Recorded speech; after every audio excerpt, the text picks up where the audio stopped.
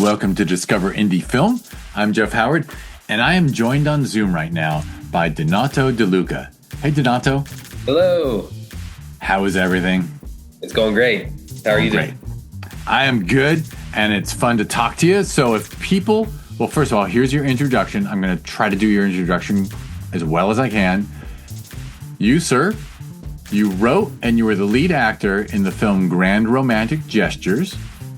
We got to do the LA premiere. Very honored. We did the LA premiere at the Sherman Oaks Film Festival in last December 2024.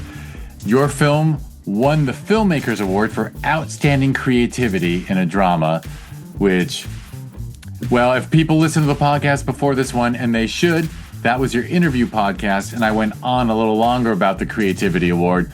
But I love that your film won an award for its creativity because it's a creative idea. It's a great concept. Yeah. And so people should listen to the podcast before this one if they didn't. Listen to the interview, hear about what inspired you to make that film and whatnot. And when people can watch it, we will make a clickable link if and when they can watch it. But it might become something bigger. Which just leads me to say that this is a 4 questions episode. Which Perfect. means Donato will be answering, name 3 films you love, name an underrated film, name an overrated film, and name a lesser known film for people to seek out. In truth, it's just an excuse to chat about movies because sometimes I got a friend who's a professional drummer. He's a session drummer, and he loves to stir shit. And he goes on Facebook and says Neil Peart's the worst drummer who ever lived. Who wants the most overrated drummer of all time? Challenge me. And so he was always doing overrated, underrated and stuff. And I was like, hey, I'll do that with movies. So I stole it from my buddy James. But it's about movies and it's fun. It's fun to get to know. Oh yeah, know people's inspirations For sure. All right, so you want to, and I tried to phrase these well. I can, it's not name the 3 best films of all time. They could be what you consider the best, but it's really just three favorites. There's 3 films you love. So my favorite movie ever is Interstellar. I love that movie. Love it.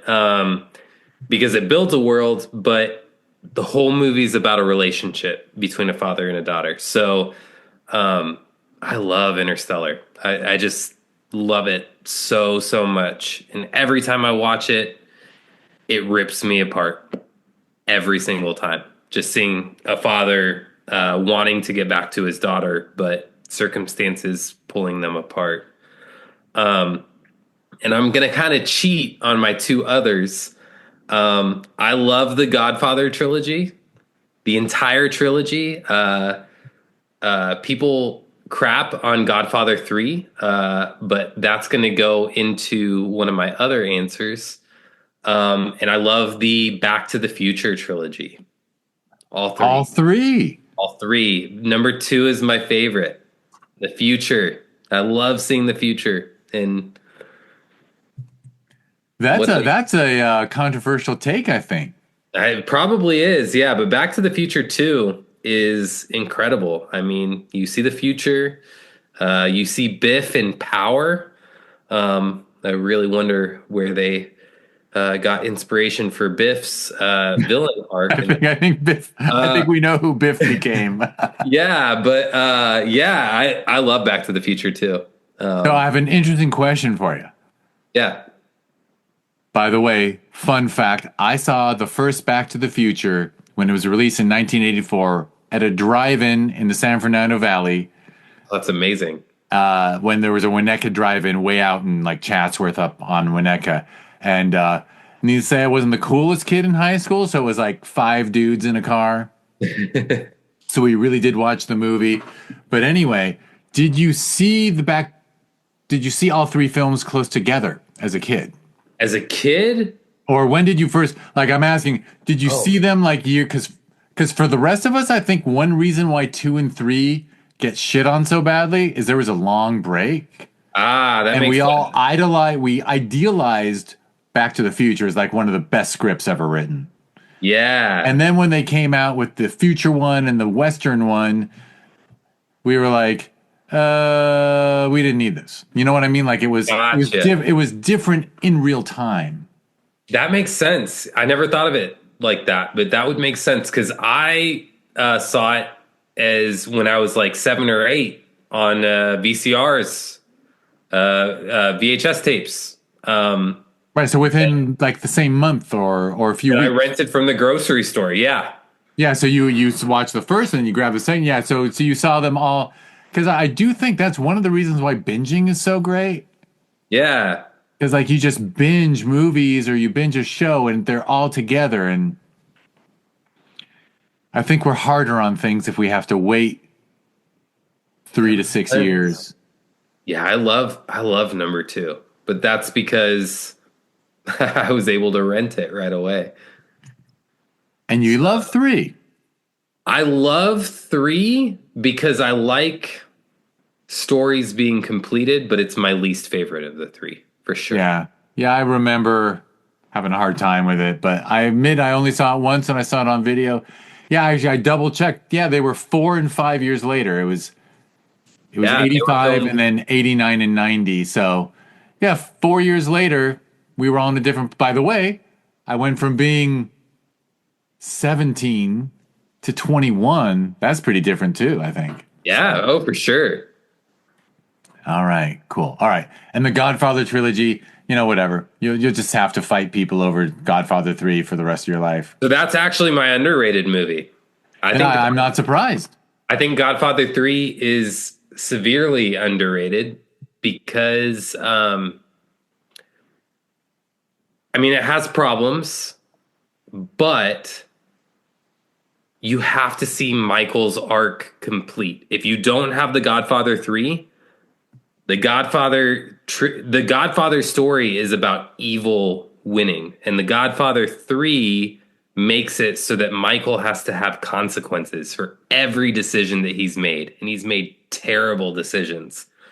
And so The Godfather 3, you see all the dominoes start falling for all the decisions that he's made over his life. Right. So, and that's your underrated because same. Let me hit you with the same question. Did you see those three Godfathers close together? I did. I did. Yeah. See, that's got to be a different experience than Yeah.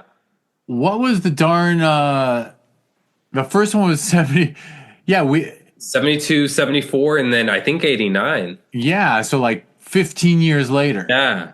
No wonder people were just like, but you saw them close together, so you do see them as a united story.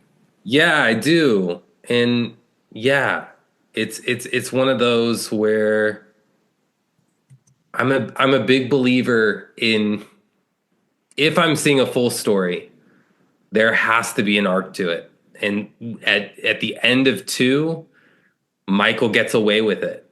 I mean, it's implied that it's weighing heavily on him, but if you don't have 3, it's just kind of glorifying, some really poor choices on his part, and he pays the ultimate price. I mean, I think the ending is so beautiful because I mean, he loses his daughter, and the not that part, but the silent scream that they capture on film, I think is like one of the most incredible scenes ever. And then he dies alone.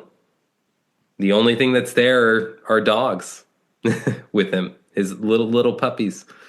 Kind of Citizen Kane-esque now that you say it that way. Yeah. So Well, excellent. I get it. I get it. All right. Well, overrated is the next question. overrated. I had a hard time with this one, but I've never understood The English Patient. I watched that and I was like, how the hell did this win best picture? Because I challenged myself to watch all the best picture winners at one time, and that one I was like, I just didn't get it. I didn't get it. Like the cave scene at the end, it just defies all logic, and that movie just baffles me even to this day. I was at the Dolby Theater the other day, and I saw it up there because they list on the wall like what the best picture winners are, and I saw it and I was like, oh, how, how? I'm going to back you up. And when we're not recording, I'll tell you a very funny story about the night I saw that film. Yeah, But I'm going to back you up because I was always puzzled by that too. And I did love the part of the story that was Naveen Andrews and, yeah, I yep, love that story between them. It was Naveen Andrews and Julia Binoche, right? They had their yeah, I love that little love story that was maybe one quarter of the film, maybe a third. But then the bigger story I was not into, yeah, and it didn't grab me. And I was like, why didn't they make the whole movie about these characters? yeah, yeah. And I'm trying to think what year. What year did that win? Because It was, well, I brought it up. It's 1996. And I bet if we looked at like what it beat, it would be pretty sobering because yeah, what did it beat? It beat Fargo, Jerry Maguire, Secrets and Lies, and Shine. whoa. Oof. It beating Fargo. Oof. That's something. Wow. Well, there you go. That explains something, I guess. Yeah. Dang. All right. Well, that's a good overrated. And by the way, you could even I sometimes say it that overrated doesn't actually mean it's a bad film. It just means it received accolades that you don't think aligned. Yeah. It wasn't my thing, but I'm sure people swore by it and still love it. Mm, more power to them. They kind of loved it. What are you going to do? They loved it. Um, Also, though, period piece. The Oscars love a period piece. Oh, for sure. You For know. sure. But all right. Final question: a lesser known film for people to seek out. I thought about this one for a while, and my answer to it is The Gray with Liam Neeson. I love that movie. It's when you think of Liam Neeson recently or more recently, it's like the Taken movies and all of that, like the action, the um, thriller type of stuff. But this is him getting in a plane crash and going up against wolves, and it seems like it's going to be the typical Liam Neeson affair, but man, the way the filmmaker did it, it's such a allegory for um, how people view life, I think is how I'll say it. And how people manage suffering. And I love that movie. It's incredible. I'm glad. Funny thing is, to me, it's not lesser known, but it's lesser seen. Because I'll be Yeah, honest, I've never seen it because Liam Neeson has sort of become a caricature for of sure. himself, and you know the ads for it did just make it look like, oh, instead of taking on bad guys, he's taking on wolves with broken glass or whatever. Like it just Oh, looked like man. another Liam Neeson kicks ass movie. Yeah, and that's how they marketed it. And I remember being in New York City. I was auditioning for acting schools in New York City, and I went and saw The Gray, and that's what I was expecting. And it was a packed house in New York City. It was a Friday night, and the audience started booing at the end of the movie because it ends a little abruptly, and it's a little artistic. Well, it's very artistic with how it does the story rather than being just kind of the typical thing that you expect. And but it makes you think. It really, really makes you think, and it's really beautifully done, and it has a heart to it. Which I mean, I've seen it probably 5 or 6 times now. I love it. I don't know why. I just love it. Well, I'm glad you mentioned it because you opened my mind. Maybe Yeah. next time my wife and I are trying to find something to watch, maybe I'll be like, hey, It's a heavy one. Yeah. remember The Gray? Yeah, we blew that shit off. Maybe we should give it a shot. Yeah. And if I don't like it, I'll let you know. For sure. Yeah, totally. I won't be mad. By the way, I always embrace disagreement. I think disagreement about art is positive. It's a positive thing. Oh, for sure. Yeah. Yeah. Excellent. All right. Well, let me wrap this up. First of all, the Instagram for you and for your film Grand Romantic Gestures will be clickable links in the show notes of the podcast. And that is my way to finish up. And the show notes also have everything I'm about to name is a clickable link. But for some reason, I say it instead of just saying check the links, which is, well, first of all, thank you, Donato. Thank you, Jeff. And thank you, everyone who's listening. If you want to like and subscribe to the podcast, that'd be peachy keen. Very nice. If you want to learn more about this podcast, go to discoverindiefilm.com. If you want to learn more about the nonprofit that runs 2 film festivals ranked in the top 100 best reviewed by filmmakers. Out of 14,000 in the world, we got 2% of the top 100 out of 14. That's not bad. So anyway, go to discoverindiefilm.org for that. And the 2 festivals that it runs is Sherman Oaks Film Festival and Film Invasion Los Angeles. Sherman Oaks Film Festival is where we got to do the LA premiere of Grand Romantic Gestures. If you want to learn more about that festival that we hold every December, go to ShermanOaksFF.com, and it's at Sherman Oaks FF on social media. Film Invasion LA, FilmInvasionLA.com, at Film Invasion LA on social media. And Film Invasion is expanding. We're doing our 10th anniversary of both festivals this year, and next year we've got a team down in Lima, Peru, who are going to do Film Invasion Lima. So cool. There we go. So cool. It inspired us to update our logo. All right. So because we realized Lima, LA. So anyway. Ooh, yeah. Yeah. We made the city red in our black, it was very silly. I'm the kind of idiot who pretends he's being productive who spends half a work day working on a new logo.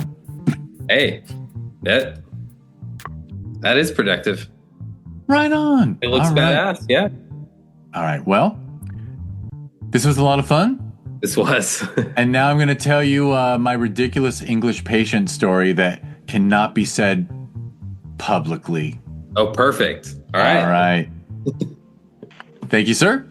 Thank you. And thank you, everyone, for listening.